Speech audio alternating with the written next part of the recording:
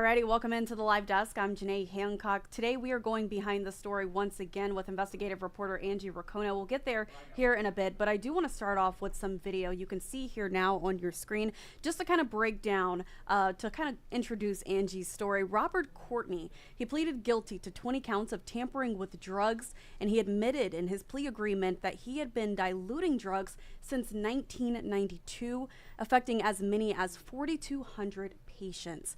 Those patients were treated for cancer, AIDS, and several other conditions. So that brings us over to Angie Ricono, who is joining us once again here at the live desk. Angie, you actually spoke to one of those victims' daughters. We'll get to Mackenzie here in a bit, but tell us a little bit more about Georgia Hayes. Yeah, Georgia was a wonderful woman, and her daughter talks about how strong she was. Her mom was in the National Guard, and Georgia Hayes becomes really pivotal because she brought the first civil lawsuit. More than 500 were filed against Robert Courtney. Hers is the only one that actually went to trial. So this family was really in a public spotlight. It was pretty harsh. She was representing, in essence, all of the victims of Robert Courtney. We reached out to her daughter. We've been going through all of the old file videos here at KCTV 5 from that time period. And Mackenzie, she testified in court. She talked about how her mom was going to miss all of these important life moments. So we thought it would be good to reconnect with Mackenzie. And this is really difficult to talk about for a lot of these families because they went through civil trial, then there was, of course, what happened in federal court. And then it's been this back and forth. We thought Courtney was going to get released during COVID. There was kind of an uprising that didn't happen. And then, here we go again. Now he's going to be released. And these families do not support it. They feel very strongly about it. And then Mackenzie, obviously, she's the one there on the right. Yeah. She agreed to do a report with us. But for her, she didn't want to sit in front of a camera, which we respect and we understand. She felt more comfortable answering questions. So that is the story that she shared with us. And she talks about how her mom did miss a lot of moments. She did make it to graduation, but she missed all of these other important milestones. And you kind of understand the impact when you just look at one person. But this is echoed across Kansas City. I mean, this has just been unbelievably devastating for this community. Yeah, so it has impacted so many people that we don't even have an exact number for, because I'm sure that there are so many victims and victims of families that we don't even know of just yet. But going back to Mackenzie, the daughter of Georgia Hayes, tell us a little bit more about when she first learned about the situation and saw it on television. I know that was in your story as well. Yeah. What was running through her head? Well, for a lot of these families, that's how they were notified because everything is happening so quickly. The FBI doesn't even know all the patients.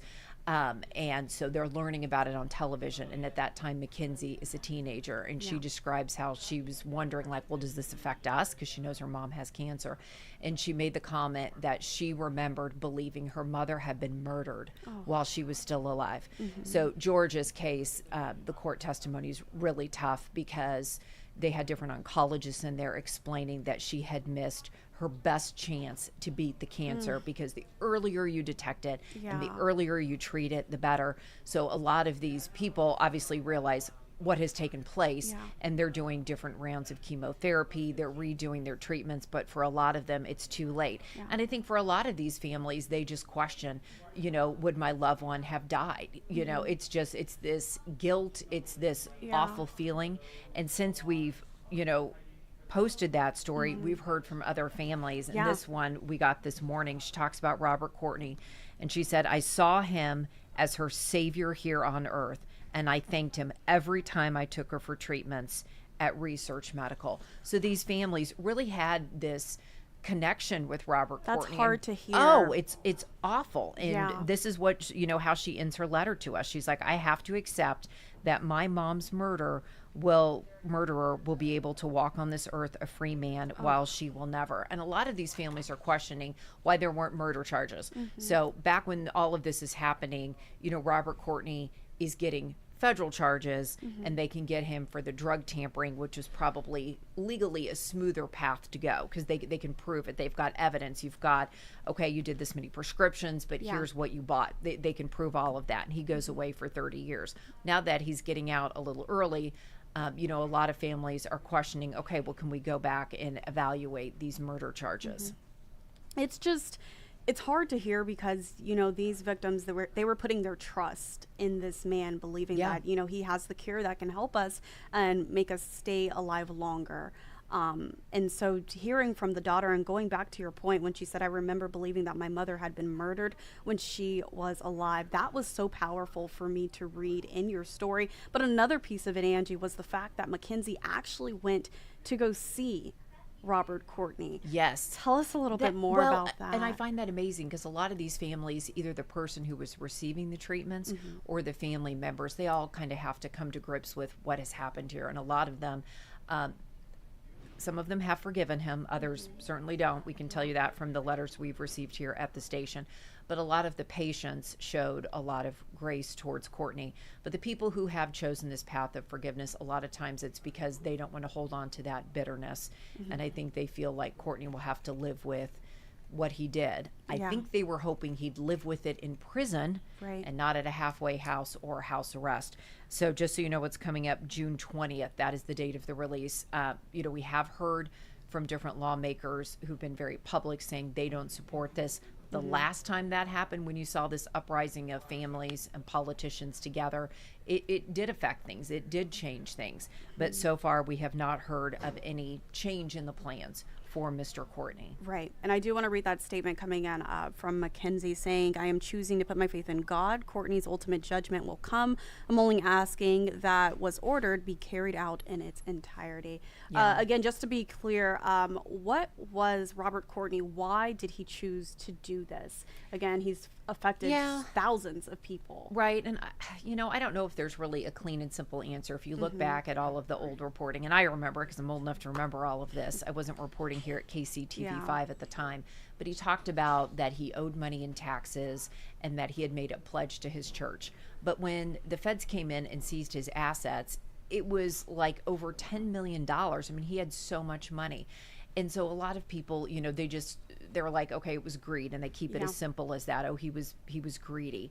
But I don't know if all the families feel like it's just as simple as saying greed. Did he just, you know, he knew he could get away with it? I think they feel like the answer may be a little more complex. And then, of course, other people assign labels to him. They feel he's a sociopath. He just has like no regard for the value of human life. I don't know. And so that video that you're seeing there of Robert Courtney, in federal court, you can't bring a camera in. So what you're seeing there is a videotaped deposition that was played in civil court. And a lot of times he just wouldn't answer questions. He'd plead the fifth and he wouldn't say stuff. So I don't know if anyone feels like they have perfect clarity on how this all evolved and what happened, even all these years later. And so there are a lot of unanswered questions. But like you said, and I know I have been watching you here in the newsroom, we have been covering this here at KCTV 5 for years, and there's so much footage that you have been watching just in the past few days, the past few weeks. So our coverage will continue. But Angie, before I let you go, is there anything else you would like to add? Maybe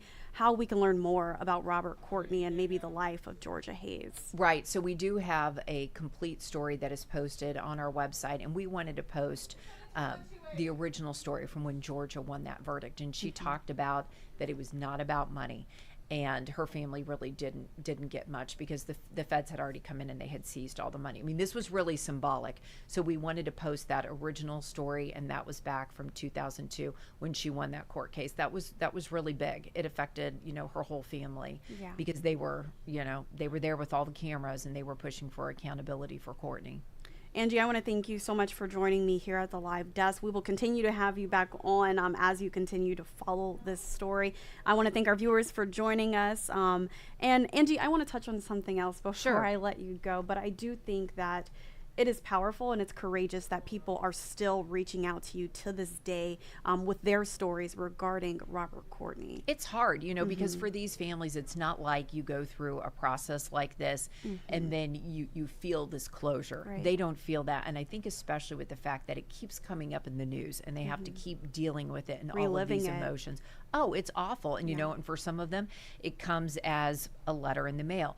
Not everyone is getting notifications because you're talking about so many people, but it just socks them in the gut. And they, especially now, I think a lot of them are thinking about, okay, what would life have been like? A report I did a few weeks ago with a woman named Santana, she showed me a picture of her daughters at her mom's grave.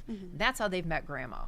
They never got to meet her in person. Wow. And that is the legacy of Robert Courtney for Yeah. a lot of these families. They think about how life would be different. Yeah. So I do want to encourage all of our viewers to go to our website, kctv5.com, right now. As you are watching this live stream, or maybe you're just listening to it, it is posted on our homepage. But if you can't find it, all you have to do is just type in Angie's name right at the top, Angie Ricono, and then you can also hit the news tab right at the top as well. Thank you so much, Angie, for joining me. Thanks for having me.